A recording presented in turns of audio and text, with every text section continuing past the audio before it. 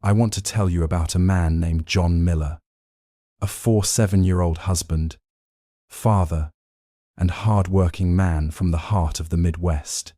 John grew up in a world where faith, family, and food were woven together like threads in a tapestry. Sunday dinners after church were the highlight of every week. Roast beef on the table, mashed potatoes swimming in gravy, homemade pie cooling by the window. Food wasn't just about eating.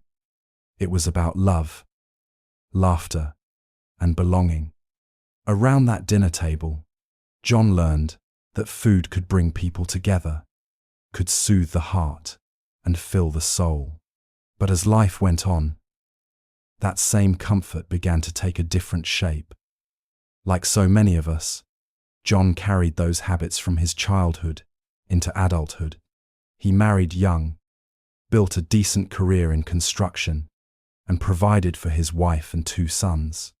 Life was busy, demanding, and full of pressure. And every time stress hit, John found his way back to what had always comforted him: food. When he was tired, he ate. When he was lonely, he ate. When he celebrated, he ate even more. The table became both his sanctuary and his trap. At first, it didn't seem like a big deal. After all, everyone around him did the same thing. A burger here, a late-night snack there. But over the years, those small indulgences built up. His waistline expanded, his energy faded, and his doctor started sounding alarms. "John, your blood pressure's climbing. Your cholesterol's dangerous. You're headed for a heart attack if you don't make a change." But John brushed it off with a smile. "Doc, I'm still young. I've got time." He didn't realize how fast time can run out when we keep ignoring the warning signs. Then came that summer night, the 4th of July. The air was warm. Laughter filled the backyard, and fireworks painted the sky with color. John stood at the grill surrounded by friends and family, flipping burgers and loading plates high with food. Hot dogs, sausages, ribs, fried chicken, sweet tea, and desserts of every kind. He ate until he couldn't move, until his belly was full and his spirit was light. It was a moment of simple pleasure, one that felt harmless, even joyful. But that night would change everything. Later, after everyone had gone home, John sank into his recliner, feeling heavy but content. As fireworks echoed in the distance, a strange tightness began to build in his chest. At first, he thought it was heartburn, a familiar discomfort after a big meal. But the pain grew sharper, stronger, relentless. Sweat broke out across his forehead. His breath came shallow. His wife, alarmed, called 911 as his 2 sons watched in fear. John tried to speak, but words wouldn't come. Within minutes, his world began to fade. The room blurred. Sounds grew distant, and darkness swallowed him whole. His heart had stopped beating. As paramedics rushed in, their voices echoed faintly in his fading awareness. "Stay with us, John. Stay with us." But John couldn't move. He couldn't speak. He could only feel himself slipping away from everything he'd ever known. Then, in the middle of that chaos, something extraordinary happened. He felt himself lift. One moment he was lying lifeless on the living room floor. The next, he was hovering above it all. He could see his wife kneeling beside him, tears streaming down her face. He could see the paramedics working frantically, pressing on his chest, shouting numbers, checking the monitors. He could see it all, but he felt no pain, no fear, only peace. It was as if all the noise, the panic, and the struggle were dissolving into the background, replaced by a stillness that words could never capture. Then suddenly, a light appeared. Not the harsh glow of a hospital lamp or the flicker of fireworks outside, but a living, breathing light. It was pure, warm, and full of love. It drew him in like a magnet. The closer he came, the more he felt layers of fear, guilt, and exhaustion peel away. He felt known completely, deeply known, and out of that light stepped Jesus. John said it was the most overwhelming moment of his life. The presence of Jesus wasn't just holy, it was personal. His eyes burned with love and truth, and in that gaze John felt every excuse, every mask, every self-deception melt away. He fell to his knees, overcome by the weight of both his failures and the grace that covered them. Jesus looked at him, not with condemnation, but with compassion that broke him from the inside out.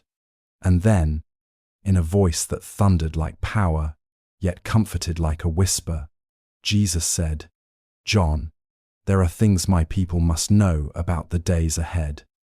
Even what they eat will be a test of obedience in the end times." In that instant, John realized that his story wasn't just about his health, it was about his soul. The choices he had brushed off as small and harmless were, in truth, shaping his heart. Jesus showed him that the enemy doesn't only tempt through lust, greed, or violence, but through the ordinary, through appetite, comfort, and the table itself. Food, Jesus said, has become an idol to many. What was meant to sustain life has become a doorway for darkness. John stood trembling, tears falling freely. He thought of all the times he'd used food to fill what only God could satisfy. He saw how he'd numbed his pain with the very thing that was quietly killing him. But instead of turning away, Jesus lifted his face with gentleness and said, "The days you live in are short. John, my people are not ready. They think they are walking with me, yet they are feeding their flesh instead of their spirit." The words cut deep, but they carried hope. Jesus wasn't condemning him. He was inviting him into a higher way, a life of discipline, purity, and spiritual strength. John realized in that moment that his life had not ended. It had been interrupted for a purpose. God was using his broken heart to reveal a greater truth. When John awoke in the hospital, gasping for air, he knew he had crossed a line between life and eternity. His wife was beside him, holding his hand, whispering prayers of thanksgiving. The doctors were astonished. By every medical measure, he shouldn't have survived. But John knew he had been brought back for a reason. He wasn't the same man anymore. Something inside him had shifted. He no longer saw food as comfort, but as stewardship. Each meal became a moment of gratitude and awareness. He prayed over every bite, not out of fear, but out of love for the one who had given him another chance. He began to tell his story to friends, co-workers, strangers at church, about the grace that met him at death's door. He told them that Jesus is real, that his warnings are merciful, and that even the simplest things in our lives can become either a pathway to blessing or a doorway to bondage. John's story reminds us that sometimes God allows a breaking so he can rebuild us stronger, that the very thing we use to comfort ourselves can be the thing that blinds us from his comfort. He learned that faith isn't just about believing, it's about surrendering, even in the small choices, because what seems small to us can be huge in the eyes of heaven. So today, friend, maybe there's an area in your life where you've said, "It doesn't matter, it's just a habit, it's just a little thing." But could it be that God is whispering, "That's the very thing I want to heal"? John Miller learned that lesson through pain and mercy. He walked through death to discover life, and his message echoes to all of us. It's time to wake up, to treat even the ordinary with reverence, to live ready and pure in every way, because when you live surrendered heart, body, and spirit, you will find that Jesus is enough, and his presence will fill you with a peace and purpose that no earthly comfort can ever match. The moment John's heart stopped beating, he said it felt like time itself stood still. 1 second, he was in his living room, surrounded by panic. The next, everything went quiet. He could still see, yet what he saw was beyond anything he could explain. He watched his wife kneeling beside his lifeless body, crying out his name, and he could see the paramedics rushing in, their movements fast and frantic. "We're losing him," one of them shouted. But strangely, John felt no fear, no pain. The heaviness of his body was gone, replaced by a lightness he had never known. He was floating above the scene, watching it all unfold, as if he were looking down through a window into another world. The sight was heartbreaking, his wife's tears falling onto his chest, his son frozen in disbelief, but there was also a peace, a calmness that wrapped around him like a warm blanket. For the first time, he felt completely still, completely aware, and yet completely detached from everything that had ever mattered to him on earth. Then, suddenly, without warning, he felt something pull him backward, stronger than gravity, gentler than wind. It drew him into a tunnel of radiant light, a light that wasn't just bright, but alive. It pulsed, moved, and breathed. Every particle seemed to sing. The further he went, the more he felt stripped of fear, shame, and regret. It was like love itself was cleansing him. John said that no picture, no painting, no description could ever capture what it was like to stand before the Lord. His presence radiated love and authority in equal measure. His robe shone brighter than the sun, yet his eyes, they burned with a light so pure, so understanding, that John felt as if his entire life was being read in a single glance. Every secret, every regret, every excuse, all of it was laid bare in those eyes. But here's the miracle: there was no condemnation in them, only compassion. Jesus didn't have to ask who John was.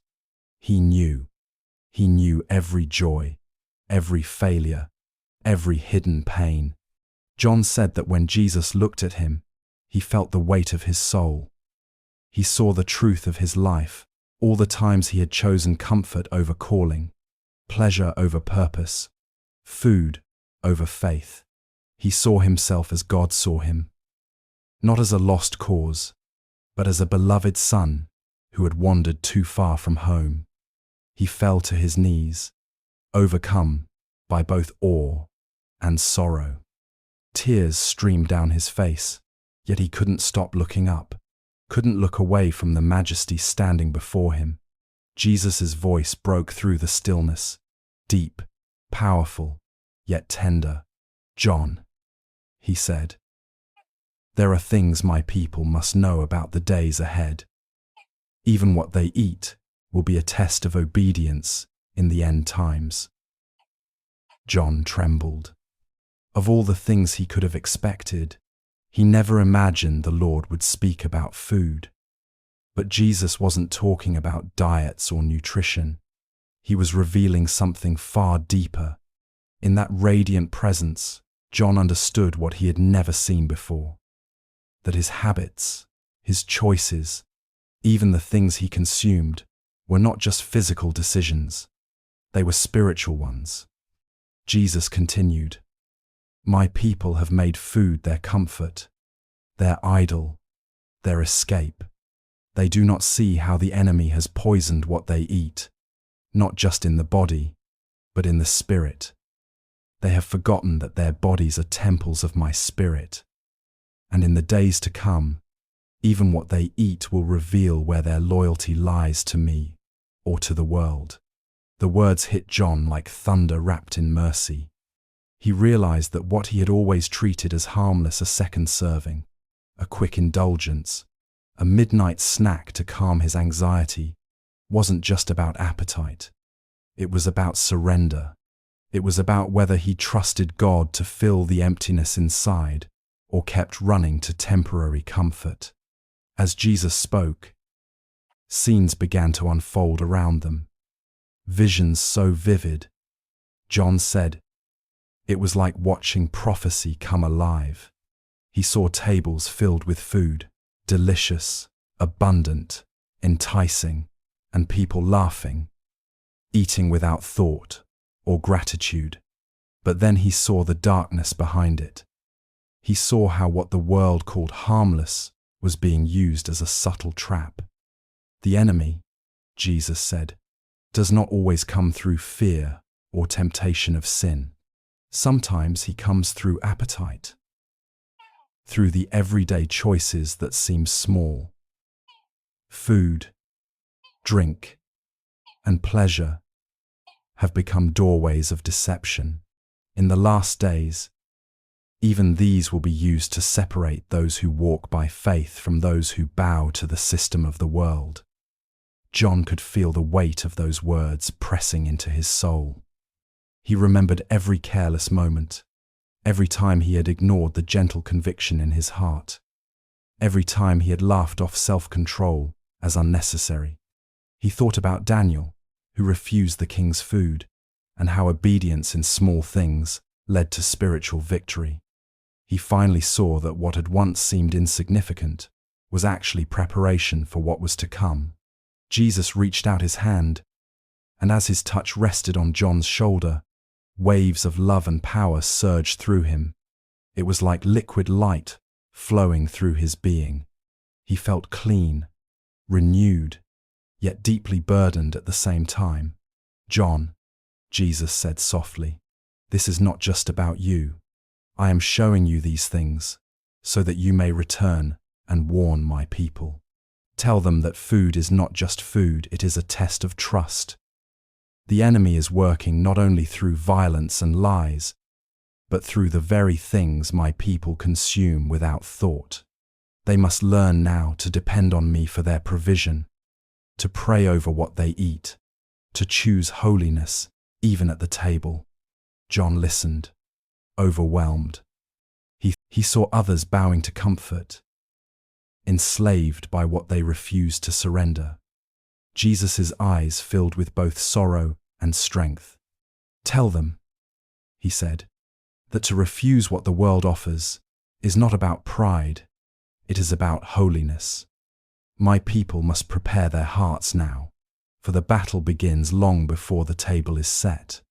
As the vision faded, John felt himself pulled backward, back through the tunnel, back into the noise of the hospital room. But before everything went dark again, he heard one final whisper from Jesus. Warn them, John. Tell them I am coming soon, and even their smallest choices matter. When John opened his eyes, gasping for air, he knew he had seen eternity. He didn't just survive a heart attack, he had been given a mission. He came back with a fire in his soul, knowing that life would never be the same. He understood now that faith isn't only about what we believe on Sunday. It's about how we live every day, every choice, every bite, every breath. And from that day forward, John would tell everyone who would listen that Jesus is real, that his mercy is infinite, and that obedience, even in the smallest things, is the key to standing strong when the final hour comes. John said that after Jesus spoke those words, The air around him began to shift. It was as if creation itself was holding its breath. The lights surrounding them grew brighter, alive with power, and John could feel his heart trembling in his chest, not from fear, but from awe. Jesus lifted his hand toward the horizon, and instantly, the sky filled with moving images, visions unfolding before John's eyes. Each one was more vivid than the last. Jesus said, "John, there are 7 foods my people must be warned about. Each one will be a test of faith, a measure of obedience, and a dividing line between those who follow me and those who follow the world." John braced himself, his spirit alert. As the first vision came into view, he saw a familiar scene, a backyard cookout, families laughing, children playing, and tables covered with hot dogs, sausages, bacon, and deli meats. It looked harmless, joyful, even. But then he saw shadows clinging to the food, like smoke. The meat glistened unnaturally, coated in a shine that wasn't oil but corruption. Jesus' voice carried both sorrow and authority as he said, "These are among the first foods my people must reject. They are not only unclean for the body, they are poisoned for the soul. The world calls them harmless, but they carry the marks of destruction. They dull the spirit and enslave the flesh." John watched as people laughed and ate without restraint, not realizing they were binding themselves with invisible chains. "Lord," John whispered, "I've eaten these all my life." And Jesus replied gently, "Many have. But now the time has come to choose holiness over habit. My people must learn to say no now, so they will have the strength to stand later." Then the scene shifted. John found himself standing in a field of golden grain, stretching endlessly under the sunday. It was beautiful at first, but as he looked closer, the wheat began to twist, to warp, to change. It was no longer pure. What once grew straight and strong now bent unnaturally, its form altered by human hands. "This," Jesus said with deep sadness, "is the second food, grains and breads that have been corrupted by man's pride. What I created good has been tampered with, modified, and stripped of life. My people eat what they call bread, but it no longer nourishes them. It weakens them." John saw loaves of bread on grocery shelves glowing with false light, boxes of cereal shining with artificial colors, pastries that looked perfect but carried darkness within. "In the end times," Jesus continued, "the world will feed the people counterfeit bread, just as it offers counterfeit truth. Tell them that man does not live by bread alone, but by every word from the mouth of God. They must return to what is pure, what is simple, what I have made, not what the world has manufactured." As the field faded, a new vision took its place. Bright colors filled the air, wrappers glistening, soda fizzing, candy sparkling like jewels. It looked joyful, like a celebration. But then John saw the truth. The colors began to bleed like poison. The sugar shimmered. "My people cannot walk in the fullness of my power if they are ruled by craving. Tell them, sweetness will become bait in the last days. They must learn to resist now, or they will be captured later." The next vision took John to the sea.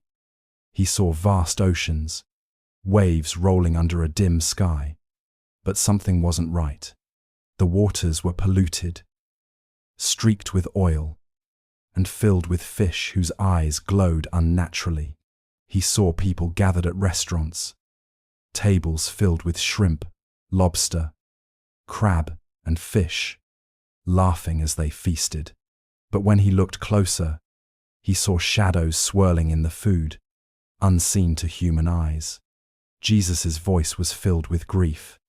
"This is the 4th food, creatures of the sea, that I did not make for man's table.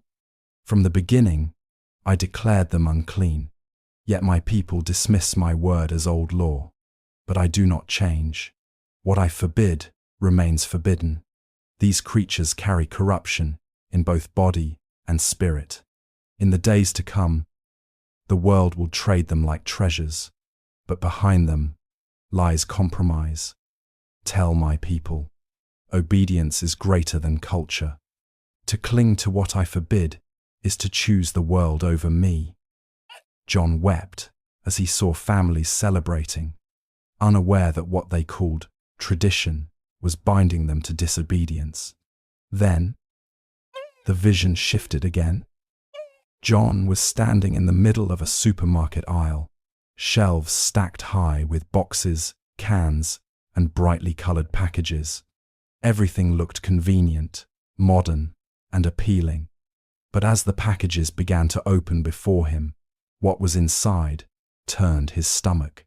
Artificial ingredients, chemicals, preservatives, and dyes swirled like dark smoke. The food wasn't real. It was imitation, lifeless, hollow. Jesus said, "This is the fifth food, the artificial and the processed. What man has created for convenience has become a tool of bondage. These foods rob the body of life and the soul of discipline. Many of my children depend on them daily, believing they save time, but they do not see they are trading health for slavery. In the end times, processed food will be the main supply of nations. Cheap, easy, but controlling. Those who depend on it will depend on the system that provides it. Tell them now to seek what is pure and natural, what I made, not what man has corrupted." Before John could speak, the scene shifted once more. Now he stood in a vineyard glowing under golden light. Grapes ripened on the vine, then began to ferment, transforming into wine, beer, and liquor.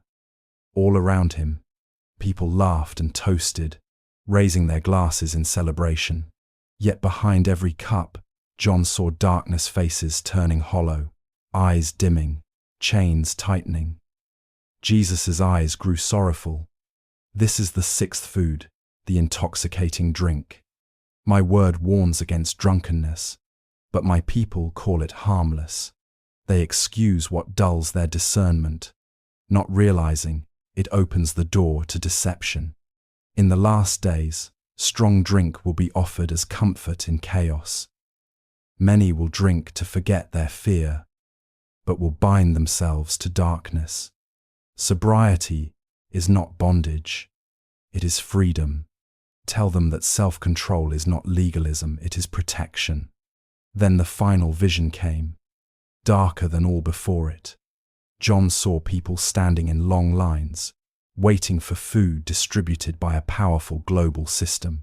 The packages were sleek, the labels modern, promising health, safety, and sustainability. But when John looked deeper, the food inside glowed with an unnatural light. It wasn't grown, it was engineered. Jesus' voice thundered, filled with both warning and sorrow. "This is the seventh food, the food of control. Created not by my hand, but by man's pride and the enemy's schemes. It will be promoted as progress, as the solution to hunger, but it will carry death. Those who accept it will tie themselves to the system that produces it. Tell my people, the time will come when food will reveal allegiance. Those who depend on me will live by faith. Those who trust the world will fall into bondage." John's heart broke as he saw believers torn between fear and faith, some accepting the counterfeit to survive, others refusing and shining with light as angels brought them provision. When the final vision faded, John fell to his knees, weeping. Jesus placed his hand on his shoulder and said, "Tell them, John, warn my people. What they eat is no longer just physical. It is spirit, the hour is late, but my mercy is still calling. When the visions ended, John said he stood trembling before Jesus, surrounded by a light so powerful, it felt like the air itself was alive. The images he had just seen still burned in his mind, nations in turmoil, people lining up for food that came from the hands of a single global system, governments promising safety while quietly demanding allegiance. The world looked prosperous on the outside, but underneath it all was control, subtle, creeping, spiritual control. Jesus looked at him with eyes that pierced through every illusion. His voice, filled with both love and authority, said, "John, what you have seen is not far off. The days are coming when the choices at the table will reveal the choices of the heart. My people must understand that obedience is not just about words. It is about what they choose when no one is watching." John felt the weight of those words press deep into his spirit. He realized that what seemed small, what people ate, how they lived, how they spent their time, was not small at all in the eyes of heaven. Jesus was showing him that the end times test would not only come through persecution or politics, but through the ordinary, everyday habits that shape our hearts. As the vision widened, John saw chaos breaking loose across the earth. Nations, once wealthy and secure, were shaken by famine and unrest. Markets collapsed, and fear spread like wildfire. People fought not for power or pride, but for food. He saw governments rising with promises of provision, offering global systems that would ensure survival, but at a price. "All you have to do," a voice from the vision said, "is take what we offer, eat what we provide, and you will be safe." But those who accepted it were unknowingly binding themselves to something dark. Jesus' voice echoed through the vision. "The enemy will not come only through war or destruction, but through comfort and convenience. He will offer what seems good, but it will lead to bondage. My children must learn to depend on me now, or they will fall when the pressure comes." John saw believers standing at crossroads, some choosing to trust God even when their cupboards were empty, others giving in to fear and compromise. Those who stood firm glowed with a divine light, their faces radiant with peace, even in hunger, because angels brought them food from unseen places. Those who chose the world looked well-fed, but their eyes were dim, their spirits chained by the very system they trusted. John said that in that moment, he understood something profound. The battle of the last days would not only be fought on battlefields, but in hearts and homes. The enemy would use not just persecution, but persuasion. He would whisper, "It's only food. It's only a small compromise. God will understand." But Jesus made it clear that every compromise opens a door. "John," he said, "my people must learn the power of obedience in the smallest things. For those who obey in the little will be strong in the great. Those who cannot say no to the world's comfort will not stand when the world demands their loyalty." His words burned like fire in John's spirit. He thought about how often he had shrugged off conviction, how many times he had treated self-control as optional.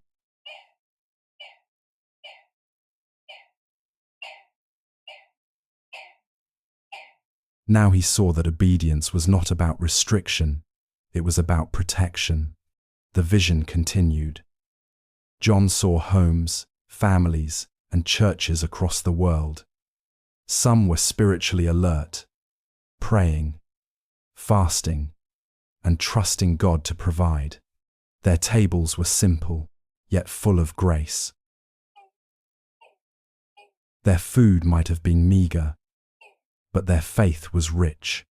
These homes shone with light, and no matter how dark the world outside became, peace covered them like a shield. But then, he saw others believers who had once been strong but had grown comfortable. Their homes were filled with plenty, yet their hearts were empty. They joked about sin, dismissed discipline, and treated God's warnings as superstition. And when the pressure came, when the world demanded conformity, they were the first to bow, telling themselves it was harmless.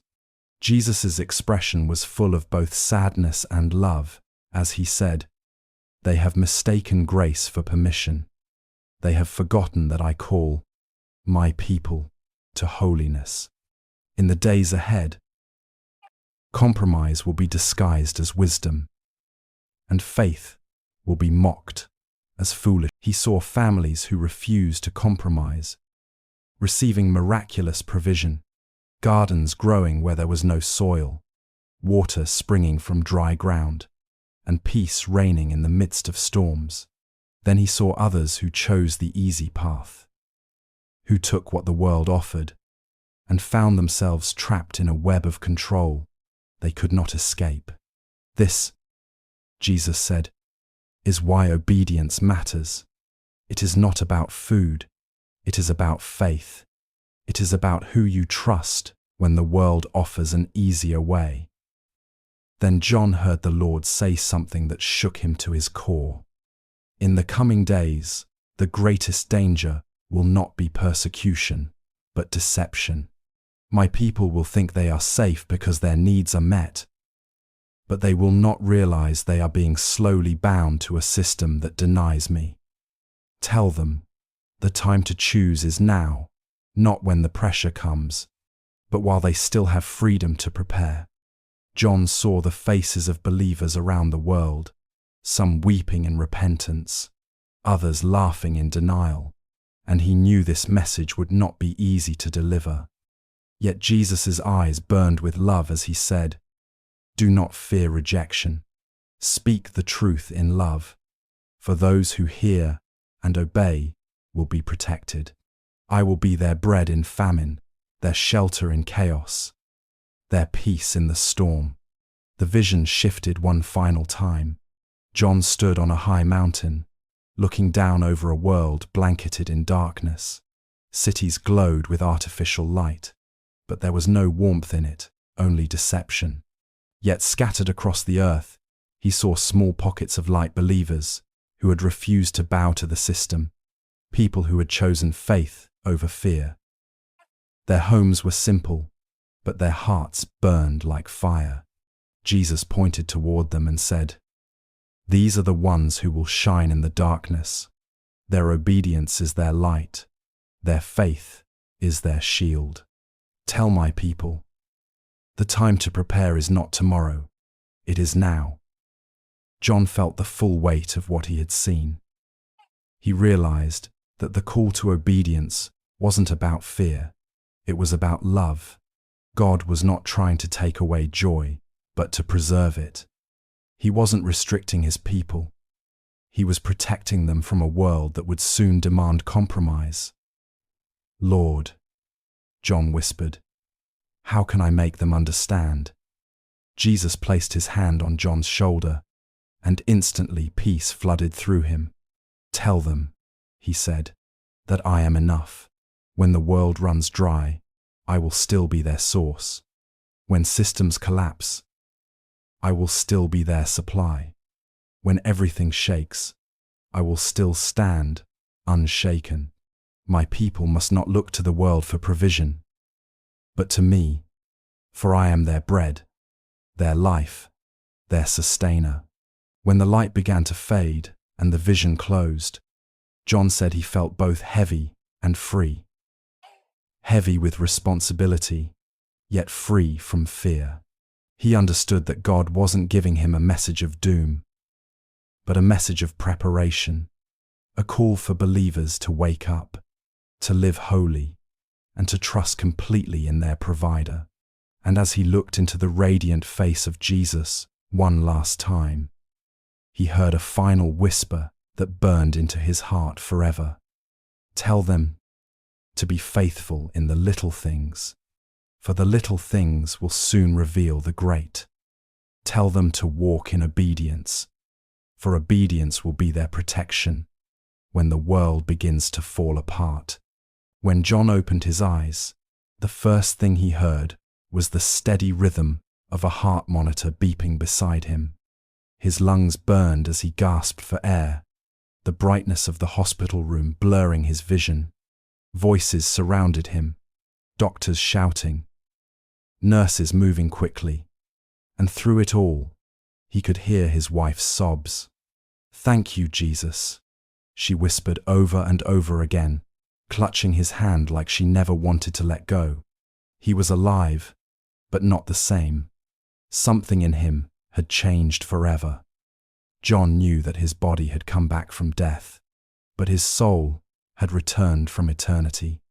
He could still feel the warmth of that heavenly light, still hear the echo of Jesus' voice calling him to warn his people. The weight of that encounter rested heavy on his heart, not as fear, but as purpose. He had been given a second chance, not to live for himself, but to live for the mission God had placed in his hands. As he lay in that hospital bed, John realized that everything he had, once valued comfort, pleasure, habit, had lost its hold on him. The man who had lived for the next meal now hungered for something higher. When the nurse brought him food for the first time, he couldn't eat until he bowed his head to pray. He knew that to most people it would sound strange, even extreme. But to John, it was truth.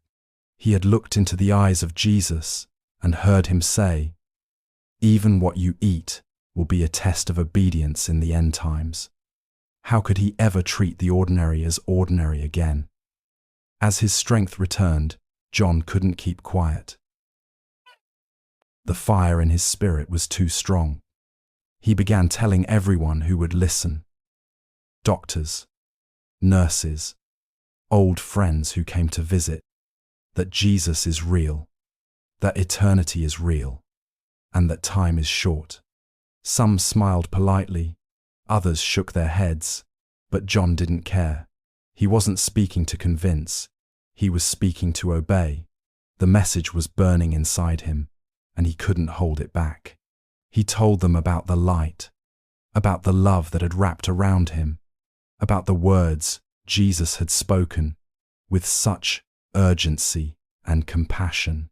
He told them that the Lord had revealed how the enemy was working through the everyday things, through food, habits, and choices, to pull people away from faith. He told them that the days ahead would test believers not just in great battles, but in small, quiet decisions of the heart. When he was finally discharged and returned home, John's life looked completely different.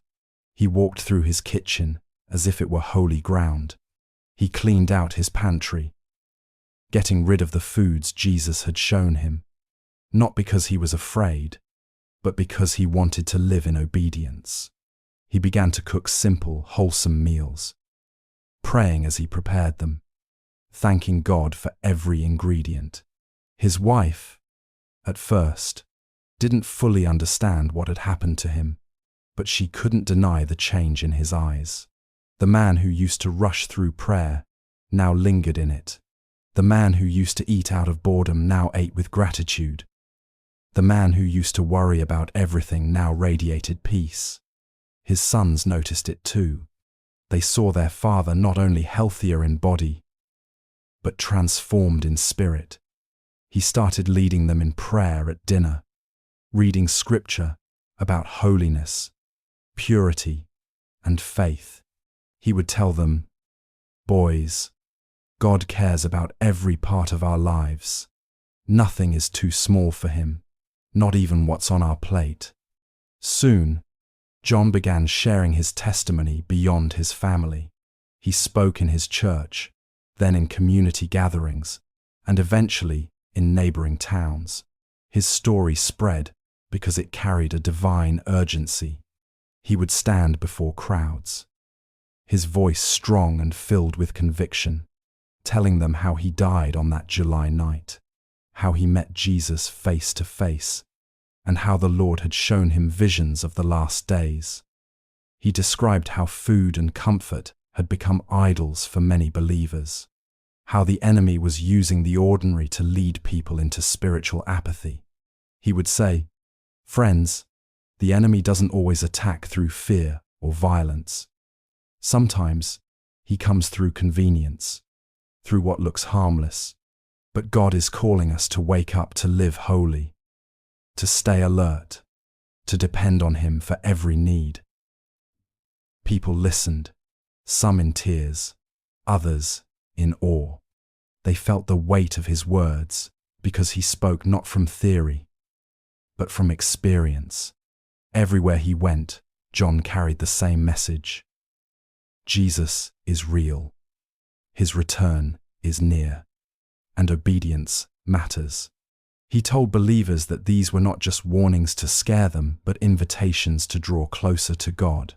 You see, he would say, obedience is not about restriction, it's about relationship. It's about trusting that God knows what's best for us, even in the small things. When you pray over your food, when you choose purity over convenience, when you walk away from what the world calls harmless, you're saying, "Lord, I trust you more than I trust myself," and that faith will keep you strong when the world begins to fall apart. He told them that the choices of today were preparing their hearts for the tests of tomorrow. The days ahead will divide hearts, he said, but those who walk in obedience will shine like lights in the darkness. God will provide for his people. He will feed you when there is no food. He will strengthen you when you are weak, and he will protect you when fear surrounds you. If every morning he began his day with prayer, thanking God for life, and asking for strength to fulfill his mission. Every meal was a reminder of grace, every conversation an opportunity to witness. He would tell people, "Don't wait for the world to wake you up. Wake up now." Jesus gave his life, not just so you could be saved, but so you could live set apart, holy, and ready for his return. His voice carried hope, not fear. His message was filled with love, not condemnation. He didn't preach judgment, he preached preparation. John's story wasn't about death. It was about awakening. He often said, "I didn't come back from the dead to tell you what's wrong with the world. I came back to tell you who is right, Jesus Christ. He's the answer to every hunger, the solution to every fear, the source of every need." And with that same conviction that began in a moment of death and was reignited by divine mercy, John lived the rest of his life with one unshakable purpose: to warn, to encourage, and to remind everyone that Jesus is coming soon. That even in the smallest things, what we eat, how we live, how we love, our obedience speaks louder than our words. And as long as he had breath, John would keep saying it, with that same fire in his heart and that same joy in his spirit. Friends, the King is coming. Live ready, walk pure, trust him fully, for he is faithful, and he is enough.